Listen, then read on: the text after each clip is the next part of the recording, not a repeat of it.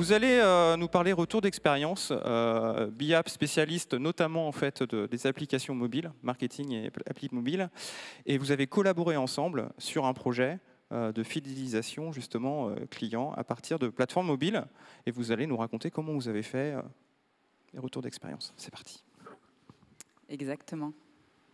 Donc bonjour à tous, je m'appelle Aurélie Martel, je suis la directrice de la marque Marmiton en charge du pilotage de l'activité. Pour ceux qui ne connaissent pas, Marmiton c'est initialement un site de recettes avec plus de 75 000 recettes aujourd'hui, mais pas que. C'est un site qui touche plus de 18 millions de visiteurs uniques par mois, ça fait quasiment un Français sur 3, donc c'est un gros site. Et moi, c'est Sophie, ravie d'être là également. Donc, je suis responsable commerciale chez BIAP. Donc, BIAP, c'est une agence digitale nantaise. Donc, on accompagne nos clients dans la création de leurs produits digitaux, et notamment mobiles. Et pour la petite histoire, donc on travaille avec Marmiton là, depuis début 2021. Et c'est vrai que moi, je suis utilisatrice de Marmiton depuis très longtemps. Et j'étais hyper contente quand on a été contacté par Marmiton pour répondre à leur appel d'offres pour la refonte de leurs apps. Et encore plus contente quand j'ai su que c'était nous qui étions retenus pour faire cette belle refonte. Donc aujourd'hui, on va se parler app. On va parler donc du projet de refonte sur lequel on a travaillé avec Sophie. On a 30 minutes ensemble. L'idée, c'est vraiment de vous partager, pas tous les détails des étapes de la refonte, mais en tout cas quelques moments clés, mais surtout de partager avec vous en quoi l'application, c'est un enjeu clé pour Marmiton, pour le recrutement, pour fidéliser aujourd'hui nos users, mais aussi pour les engager. Et pourquoi? Parce que le mobile prend de plus en plus de place chez les Français. Et donc, on avait déjà investi, mais on continue à investir dessus et de plus en plus. Et en effet, effectivement, avant de te laisser en dire un peu plus sur le contexte Marmiton, je voulais vous partager quelques chiffres qui sont des chiffres marchés. Tu viens d'en illustrer un peu le premier, Aurélie. 58% du trafic global vient du mobile. Donc, pas forcément, ça veut dire que ce trafic-là n'est pas forcément capté par uniquement les applications mobiles, mais bien le device qu'est le mobile. Et donc, aujourd'hui, les sites web consultés depuis un ordinateur ou une tablette représentent finalement une part de moins en moins présente. Et donc, on voit que clairement, le mobile et donc les applications qui sont encore le meilleur moyen de consommer du contenu sur mobile prennent une part de plus en plus importante. Donc ça, c'est un élément de contexte qui est extrêmement intéressant. Et les deux autres chiffres que je voulais vous partager, le premier, c'est le taux de rebond, qui est de 9% sur une application, quand il est seulement de 50% sur un site web. Donc pour ceux qui ne sauraient pas, le taux de rebond va mesurer le nombre d'utilisateurs, enfin le pourcentage d'utilisateurs qui va quitter votre site web ou votre application après avoir consulté une seule page. Donc pour qu'un taux de rebond soit performant, il faut qu'il soit bas. Donc là, on voit bien que clairement, sur les applications, il est quasiment 5 fois meilleur. Et de la même façon, le nombre de pages vues va être de 14 en moyenne sur une application quand elle est seulement de 5 sur le web. Donc pareil, on a un rapport de 1 à 3. On voit bien que du coup, avec ces deux chiffres, vous allez avoir des utilisateurs qui seront beaucoup plus engagés sur une application que depuis un site web. Et je te laisse, Aurélie, nous parler du contexte de Marmiton. Quelques chiffres, parce que du coup, j'ai rapidement introduit Marmiton. Donc Marmiton, ça a été créé en 1999. C'était initialement un site de cuisine. Hop, t'inquiète. C'était initialement un site de cuisine plutôt communautaire. C'est une marque qui s'est diversifiée assez vite, puisque désormais, ce n'est pas qu'un site. C'est une marque qui est présente sur les réseaux sociaux. C'est une marque qui a aussi investi des terrains de diversification, puisque depuis près de 15 ans, on peut acheter son magazine Marmiton, tous les 2 mois en kiosque. C'est une marque qui est présente en édition, avec notamment désormais des collaborations avec des chefs. Et c'est une app qui a lancé son app en 2009. Donc voilà, il y a quelques années maintenant. Et les chiffres que je vais vous partager juste sur Marmiton pour se rendre compte de la puissance, on parlera plus tard du fait que c'est une audience assez complémentaire et de tout ce maillage, mais c'est que c'est une marque en effet assez puissante, parce qu'elle existe depuis longtemps et puisqu'aujourd'hui, elle a une très forte puissance sur le web. 18 millions de visiteurs uniques là au mois d'avril. Et on a reçu les chiffres Médiamétrie ce matin et c'est toujours la même chose ce mois-ci. On a une audience, pour faire écho aux chiffres de Sophie, qui est très mobile, puisque entre l'app et le web mobile, c'est 75% de notre audience aujourd'hui. Et aussi, on en parlait du coup sur le mobile, c'est une audience qui est plus engagée, puisqu'on a à peu près sur l'app seule là, 10 pages vues par session, alors que sur le web, on va être autour de 2. Donc vraiment plus engagé sur le mobile. Et je vous parle de ces chiffres qui sont les chiffres de 2021, mais on va faire un tout petit retour en arrière, parce que ce sujet de l'app, il a été mis sur la table en 2019. Voilà. Et donc, les captures que vous voyez derrière moi, c'est la dernière version de l'app avant sa refonte qui datait de 2016. Donc voilà, il y a eu plusieurs versions entre 2009 et 2016. Entre 2016 et 2021, la nouvelle version de l'app, il y a eu quelques petites optimisations, mais il n'y a pas eu de nouvelle version.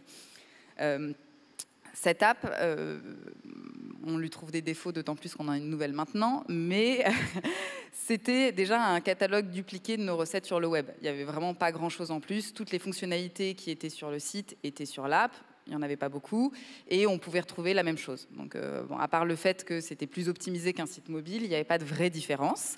La deuxième chose, bon, c'est que ça manquait un peu de modernité, parce que, bon, on va le voir ensuite, il y a eu quand même pas mal de changements, et le web a bien évolué entre 2016 et 2021, ça va assez vite. Ça manquait terriblement de stabilité, donc voilà, ça nous valait des notes pas très agréable sur les stores, parce que c'est une app qui crachait beaucoup à l'ouverture, et c'était pas forcément une app qui était adaptée aux nouveaux usages et aux nouvelles fonctionnalités qu'on avait envie de développer. On va venir après, parce qu'on était sur un marché qui a beaucoup évolué.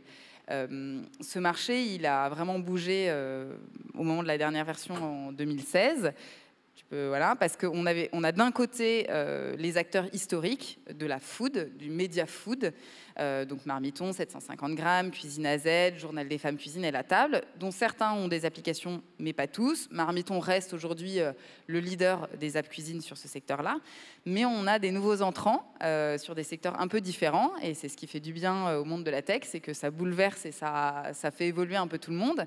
Donc on l'oublie, c'est un peu comme le Covid, mais avant 2015, on ne pouvait pas se commander à manger. Voilà. Uber Eats, Deliveroo, ça n'existait pas sur le marché français. Sauf qu'ils sont arrivés, ils ont quand même révolutionné l'idée de se dire qu'on n'était pas obligé de cuisiner, qu'on allait réfléchir. Il y a même d'autres entrants, type Frishti, sur certains marchés qui aujourd'hui permettent même de faire de l'épicerie en ligne. 2016, bon, c'est la date de la levée, même ça existait un petit peu avant. Kitok existe et permet de faire des paniers et de se faire livrer à domicile et de constituer son repas. Énorme boom évidemment pendant le Covid. 2017, vraie existence et levée de Joe, qui est pareil, une boutique en ligne basée sur des préférences alimentaires, mais qui va plus loin, qui va faire de la suggestion de recettes en fonction de la taille de son foyer, de ses préférences. Et 2017 également, Chef Club, qui est un site, enfin un réseau social, mais qui a aussi une application 100% vidéo, avec des vidéos de food très captivantes et entertainment. Et tout ça fait un petit peu bouger le marché. C'est-à-dire qu'en face de tout ça, n'avoir qu'un catalogue de recettes basiques, sans vidéo, sans serviciel, sans personnalisation, on commence un petit peu à vieillir. Donc on sent voilà, que les usages viennent du mobile, des applications, des nouveaux entrants. Et donc à ce moment-là, c'était déjà le cas, mais j'étais pas là avant, donc je peux pas le dire, mais on se dit vraiment en 2019, voilà, la refonte de l'app, vraiment pas juste une optie, ça doit être, on met ça sur la table et ça doit devenir notre priorité. Premier atelier pour refondre l'app, février 2020, voilà, très bon timing, et comme vous le savez juste après, petite crise mondiale, voilà, petite crise sanitaire, le Covid. Bon, donc on a continué à travailler un peu les designs, mais c'est vrai qu'en mars-avril 2020, on s'est reconcentré sur nos supports existants. On a eu beaucoup de boulot là-dessus. Et en même temps, ça nous a servi, parce que qui n'a pas utilisé Marmiton pendant le confinement peut lever la main. Qui n'a pas fait des yaourts ou du pain maison parce qu'il s'embêtait le week-end? Je peux être coupable. Donc voilà, ça nous a servi, hein, plus 48% de trafic sur l'app si on compare avril 2019 et avril 2020. Donc voilà, énorme boost de connaissances de Marmiton, de la cuisine. C'est pas moi qui le dis, mais il y a une étude qui montre que le cuisiner pendant le confinement était la 3e activité des Français pendant cette période, après surfer sur Internet et regarder la télé. Donc voilà, mais en tout cas, Tout ça nous laisse dire qu'entre une app pas forcément stable et vieillissante, on se rendait compte qu'elle ne collait plus avec ce qu'on avait envie de porter comme message, et elle ne reflétait plus notre stratégie. Entre des nouveaux entrants, challengers, qui permettent aussi d'ouvrir des chakras sur le fait que la food, ce n'est pas qu'un catalogue de recettes. Et entre le Covid, ça n'a fait qu'accélérer notre volonté de refondre cette application et de la repenser. Et pour conclure sur ces éléments de contexte, tu l'as déjà un peu dit en filigrane, 3 grands enjeux pour cette refonte. La première, la stabilité. Évidemment, c'était le point de départ pour pouvoir récupérer la satisfaction utilisateur, puisqu'une application qui crache ou qui a des bugs, ce n'est pas quelque chose qui permet d'aller loin dans une roadmap mobile. Donc c'était vraiment le premier enjeu, même si c'était un peu plus un prérequis. Le deuxième enjeu, l'acquisition et la fidélisation, de façon à pouvoir proposer une application aux utilisateurs qui ait une meilleure expérience mobile, une meilleure ergonomie, mais également des fonctionnalités qui va permettre après de pouvoir gagner davantage d'utilisateurs et de les engager encore plus. Et on va vous détailler tout ça par la suite. Et enfin, le dernier enjeu, une meilleure monétisation, puisque bien entendu c'est le nerf de la guerre, et que pour une application comme Marmiton qui propose des contenus gratuits et qui est donc basée sur la monétisation publicitaire, c'est forcément un élément important et il faut que l'application puisse contribuer à ce business model. Voilà, pour finir sur le contexte, on a également forcément, à la fois dans la refonte, mais aussi dans la construction de la roadmap, besoin de faire très attention aux attentes des utilisateurs qui sont au cœur de nos préoccupations. Ouais, alors, je vous passe les ateliers qu'on a faits, mais la notation Google et App Store est quand même un bon reflet de ce que les gens pensent, même si c'est comme dans tout, hein, on le sait très bien, les gens qui se plaignent parlent toujours un peu plus fort de ceux qui sont hyper contents. Marmiton, c'est une marque qui fait partie du patrimoine dans un sens des Français. C'est une love brand. Les gens l'adorent autant qu'ils la détestent. Donc dès qu'il y a un truc qui marche pas, j'ai parfois l'impression que les gens, s'ils peuvent pas cuisiner, c'est à cause de moi, parce que ça a bugué, mon carnet a disparu, ça va pas, j'ai des problèmes de compte. Voilà, je ne pourrais pas répondre à toutes les questions SAV à la fin si vous avez eu des problèmes. Mais voilà, c'était important. Et donc en fait, voir ces gens qui sont un peu frustrés dans leurs usages. Ça nous a poussé à ça. Les gens disaient ça a du potentiel, il y a des recettes, mais bon, j'y arrive pas, ça marche pas, ça bug, il y a des choses qui me manquent, j'arrive pas à faire ça. Et donc tout ça nous a mis une petite pression supplémentaire, boostée par tous ces usages, pour se dire que on n'était plus à la hauteur entre guillemets et qu'il fallait vraiment qu'on repense cette app. Et elle était très très attendue. Et puis quand en externe, et puis on peut le dire en interne, je regarde Nico parce que vous l'avez entendu parler juste avant côté technique, c'est sûr que quand on annonce dans une entreprise en début 2020, voire fin 2019 qu'on va refondre l'app, les gens oublient très vite qu'il y a la crise du Covid, donc ils ne comprennent pas pourquoi elle ne sort pas fin 2020. Donc c'est vrai que quand on a commencé à travailler avec Biap, on avait déjà une petite dette de retard, c'est-à-dire que dans la tête de tout le monde, l'appli elle allait sortir dans 1 mois. Donc elle était très attendue par les gens et très attendue en interne. Donc on va voir comment on a organisé tout ça, mais voilà, grosse attente sur cette refonte. Et on avait effectivement un peu la pression. Au-delà des attentes des utilisateurs, la promesse de l'application, en réponse aussi à tous les nouveaux usages que tu as décrits, elle était triple. La première, c'est cuisiner, donc la promesse finalement historique de Marmiton. La deuxième, c'était s'inspirer pour aller vraiment au-delà d'un simple carnet de recettes, mais de pouvoir permettre aux utilisateurs aussi d'aller trouver des idées de recettes, peut-être aller dans des modes de cuisine qu'ils n'ont pas l'habitude de faire, et puis chercher des recettes plus facilement ou même laisser les recettes venir à eux, puisque grâce à la personnalisation qu'ils peuvent mettre dans leur profil, ils vont avoir des flux de recettes personnalisés qui vont pouvoir consommer et mettre à profit pour se simplifier la vie au quotidien. L'objectif, il est vraiment de répondre à la fameuse question plus facilement, qu'est-ce qu'on mange ce soir ? Et puis le troisième pilier de cette promesse, c'est la planification, puisque tout l'enjeu, au-delà de la cuisine et de l'inspiration, c'est de pouvoir vraiment proposer un véritable outil dans le quotidien des Français pour que vraiment Marmiton soit l'application qui va leur permettre de simplifier leur cuisine au quotidien, que ce soit sur la planification de leur menu, sur les idées de recettes et sur la réalisation des recettes en elles-mêmes. Mais pour atteindre cette promesse, la priorité, vous l'avez compris, c'était d'avoir un socle technique qui soit stable, puisque c'était vraiment le prérequis pour pouvoir après accueillir une roadmap fonctionnelle riche et établir la stratégie mobile sur le long terme. Donc j'ouvre une petite parenthèse technique qui ne va pas durer longtemps, je vous rassure, mais quand on crée une application ou qu'on fait une refonte, souvent la question qui se pose, c'est celle du choix de la technologie. Il y a plusieurs façons de faire. Je ne vais pas rentrer dans les détails, mais vous pouvez avoir une application qui est dite en native. Donc ça veut dire qu'on va utiliser les deux technologies proposées par les OS et que donc il va falloir coder l'application 2 fois. Et puis les technologies dites hybrides, donc il y a plusieurs langages possibles. Les plus connus sont React Native et Flutter. Et ça va vous permettre d'avoir des gains importants sur les temps de développement. Par contre, ça a forcément un certain nombre de contraintes. Dans le cas de Marmiton, on en a longuement discuté avec les équipes. On a fait un certain nombre d'ateliers pour bien prendre en compte tous les critères. Et ce qui a été décidé, c'est de partir sur du natif, choix qui a été principalement motivé par le nombre de SDK publicitaires, qui est assez important. Et on a fait quand même un socle KMP, donc Kotlin multiplateforme, qui permet de mutualiser une petite partie du code, donc la logique métier, donc pas aussi efficace que les langages hybrides, mais qui permettent quand même d'avoir un certain niveau de mutualisation pour avoir un maximum d'efficacité. Voilà, je referme cette parenthèse technique. Et pour finir sur la partie roadmap, bon, vous l'avez compris, hein, les attentes étaient fortes pour pouvoir soumettre une nouvelle version de l'application sur les stores le plus vite possible. Donc il a fallu construire une roadmap qui soit cohérente pour avoir une première version qui soit quand même suffisamment robuste, enfin pas robuste, pardon, mais plutôt complète pour les utilisateurs, de façon à ce que ce ne soit pas déceptif et que même au contraire, on puisse quand même apporter une valeur supplémentaire en termes d'usage au moment de la refonte. Donc le premier pan fonctionnel un peu nouveau de la refonte au moment du lancement, c'était la home personnalisée. J'en ai très rapidement parlé tout à l'heure. Cette nouvelle home, du coup, elle était beaucoup plus immersive, plus personnalisée aussi, parce que du coup, l'utilisateur avait des suggestions de recettes, parce que c'est toujours le cas, des suggestions de recettes liées à ces éléments de personnalisation.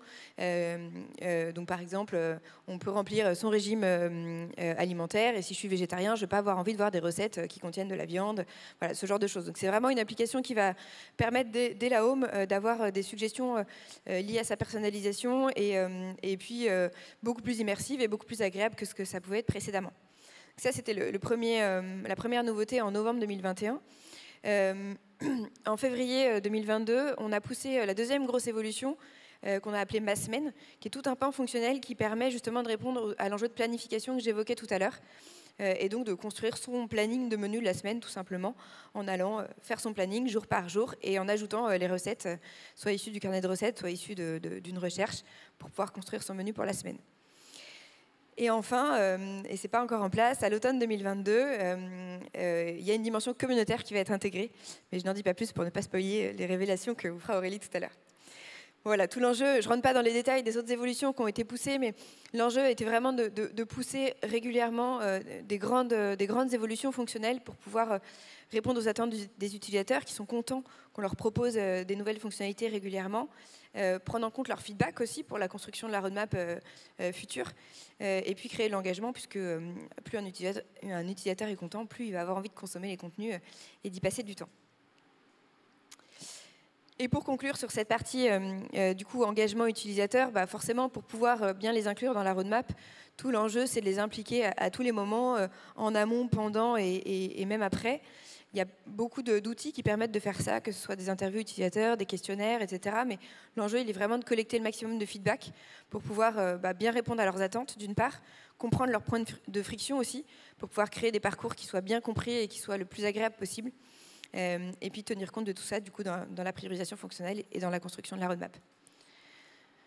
Donc voilà tout ce qu'on a pris en compte au point de vue des utilisateurs pendant cette refonte et tout au long de la construction de cette roadmap, et on voit que ça porte ses fruits. Ouais, je vais aller très vite, mais voilà, quand je lis c'est de la bombe atomique et j'adore, moi ça me fait plaisir. Donc en tout cas, je me rends compte que c'est une refonte qui est appréciée et que les gens sont contents qu'on les ait écoutés, qu'on ait fait évoluer le produit. Donc c'est une première brique d'une longue série, voilà, parce que pour le moment on a sorti une V 1,5, comme on vient de voir. Donc il va y avoir encore plein de choses à faire, mais en tout cas on est sur une bonne direction. Et je vous partagerai ensuite quelques chiffres, notamment d'usage, qui illustrent bien ce propos un petit peu plus qualitatif de commentaires. Ouais, justement, ces chiffres, tu vas nous les partager, Aurélie, qui vont illustrer justement la fidélisation, l'engagement, et puis on va parler un peu monétisation aussi.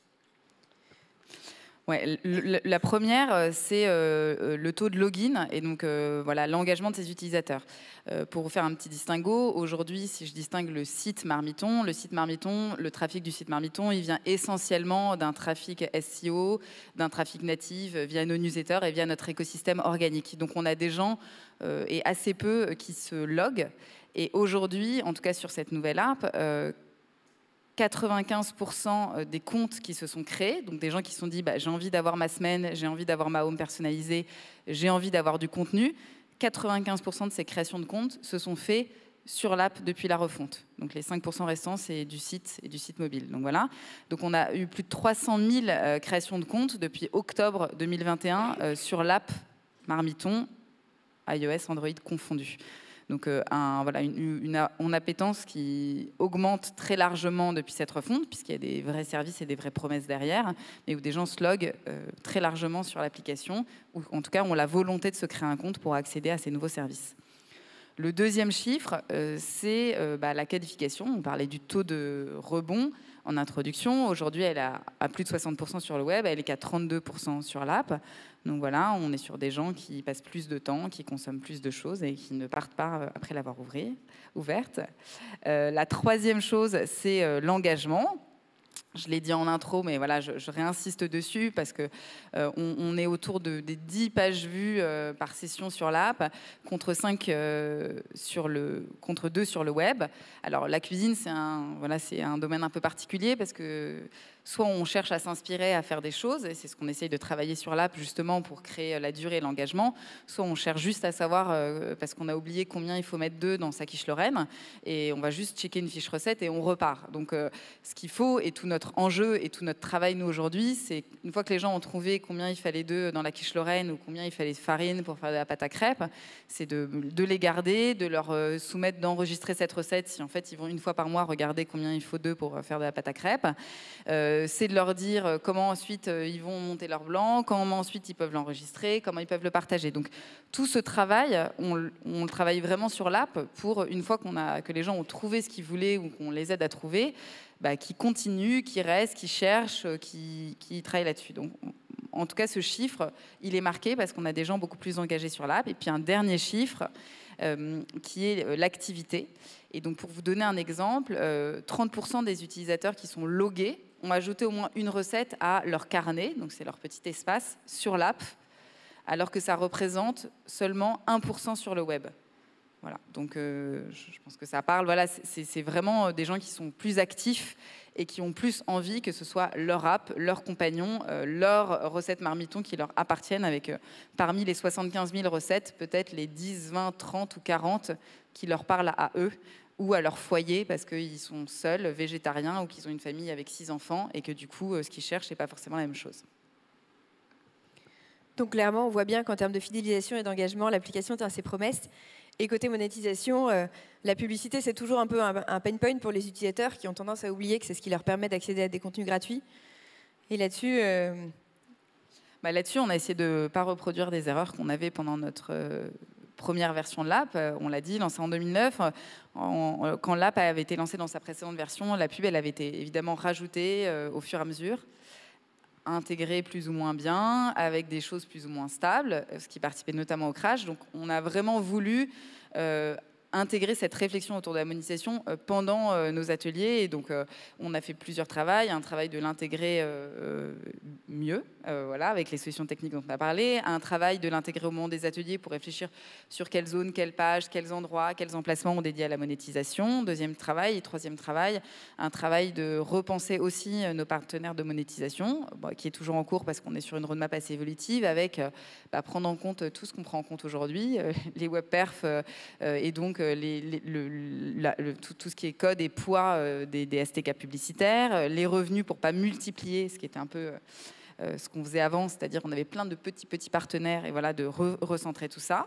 Et donc c'est vraiment un travail qu'on fait au fur et à mesure de nos lots et de notre évolution, et qu'on a surtout pensé dès le début. Et demain, on voudrait aussi vous partager quelques éléments sur la vision de la roadmap pour demain. Avant de laisser la main à Aurélie pour les fameuses révélations que j'ai annoncées tout à l'heure, je voulais en résumer un peu aussi de tout ce qu'on vient de se dire, vous partager ce petit schéma que j'aime bien, qui montre un peu quels sont les grands piliers qui permettent de faire performer une application. Le premier, c'est l'acquisition, qui est plutôt un point de départ d'ailleurs, qui est votre capacité à faire venir les utilisateurs sur l'application. Qui est souvent un poste qui est assez coûteux pour les entreprises, puisque en général, elles mettent en place de l'acquisition payante, et donc ça représente des budgets marketing assez conséquents. Le deuxième, c'est l'engagement, dont on a longuement parlé aujourd'hui. Donc c'est vraiment votre capacité à engager vos utilisateurs, à les faire interagir avec vos contenus. Le volet monétisation, dont on vient de parler également, qui va être la façon de faire contribuer à votre business model et qui va être étroitement lié à l'engagement, puisque, a fortiori, on l'a bien vu en tout cas, dans le domaine publicitaire, c'est assez évident. Plus on a des utilisateurs qui sont engagés, plus ils vont consommer de pages et plus il y aura d'impressions publicitaires. Après, quel que soit le business model, ça reste valable. Et puis la rétention, dont on a parlé également, qui va être aussi hyper importante, puisqu'on sait qu'on a des taux de désinstallation qui sont assez importants, notamment entre le 1er et le 30e jour suivant l'installation. Et ça ne sert à rien de dépenser des budgets en acquisition importants si derrière, vous n'avez pas la capacité à garder vos utilisateurs dans la durée. Donc on voit bien que tous ces éléments viennent créer un cercle vertueux et que tous ces piliers s'alimentent les uns les autres. Donc c'est hyper important, de mon point de vue, de bien tenir compte de ces 4 grands objectifs dans la construction de votre roadmap. On ne peut pas toujours tous y répondre au même moment. Parfois, on va avoir un objectif qui va prendre le dessus sur les autres, mais c'est important aussi de ne pas laisser complètement les autres de côté. Donc voilà, toujours bien garder ces éléments en tête pour pouvoir construire des roadmaps qui soient cohérentes et qui permettent après de tenir vos objectifs en mettant les bons KPI en face. Et en complément, je voulais aussi vous repartager quelques éléments de tendance, alors qui sont loin d'être exhaustifs sur le marché des applications mobiles, mais qui sont néanmoins importants, puisque on a beaucoup parlé des attentes des utilisateurs, on vient de parler des notions d'engagement, de fidélisation, etc. Mais c'est important aussi de tenir compte des tendances dans vos choix de roadmap, puisque forcément, ils vont avoir un impact et ils vont vous permettre d'anticiper ce que vont attendre les utilisateurs. Donc le premier point que je voulais vous partager, c'est un chiffre sur le temps passé sur les applications, pas que sur les applications, le temps passé sur mobile, qui a augmenté de 30% en 2 ans. Aujourd'hui, les Français passent un peu plus de 3h30 sur leur téléphone portable au quotidien. Donc ce qui est déjà énorme, et pourtant on est des mauvais élèves puisqu'on est les 15e au niveau mondial, avec près de 5 heures sur la moyenne mondiale. Donc c'est colossal. Je ne sais même pas comment est-ce que les gens trouvent 5 heures pour être sur leur téléphone tous les jours. C'est peut-être parce que je suis trop vieille, mais... donc voilà, donc clairement une explosion des usages qui vient du coup alimenter aussi plein d'autres tendances.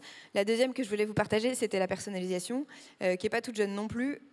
C'est clairement quelque chose qui est devenu presque un prérequis aussi pour les utilisateurs. On l'a évoqué tout à l'heure, ils s'attendent à avoir des contenus qui correspondent aux données qu'ils ont partagées. Donc un très bon exemple, c'est Netflix ou Deezer qui va vous proposer des contenus qui sont en lien avec votre historique de navigation. Le bien-être et la santé, c'est également une tendance très forte qui ressort notamment dans la verticale mobile. Je pense qu'un bon exemple aussi d'illustration, c'est toutes les applications de méditation, de yoga, de fitness, etc., qui sont de plus en plus présentes. Et après, quand on parle de bien-être, on peut aller bien au-delà, et clairement, le bien manger vient s'inscrire dedans. Et puis pour finir, la voix et les contenus audio, qui sont aussi une tendance très forte, notamment avec le podcast qui explose ces dernières années et qui est en train de devenir vraiment un canal de prédilection des marketeurs. Donc ces tendances ne sont pas exhaustives. Évidemment, je ne les ai pas choisies de façon complètement innocente, et vous allez voir que ça fait écho à ce que met en place Marmiton. Ouais. C'est le moment des annonces? Non, il n'y a pas de... On va voir. Okay. Non, mais en réalité, ça fait écho à ce que vient de dire Sophie. Hein. Aujourd'hui, ce qu'on a envie de faire dans les prochaines, en tout cas, roll-out et choses de l'application, c'est de retrouver cette dimension communautaire et personnalisée. Donc, on est vraiment en train de travailler sur tous ces leviers de services additionnels, de personnalisation, de partage, de communauté, parce qu'on prend en compte aussi, et on va le dire... Hop, t'inquiète. On passe aussi à tout ce qui est influence, vidéo.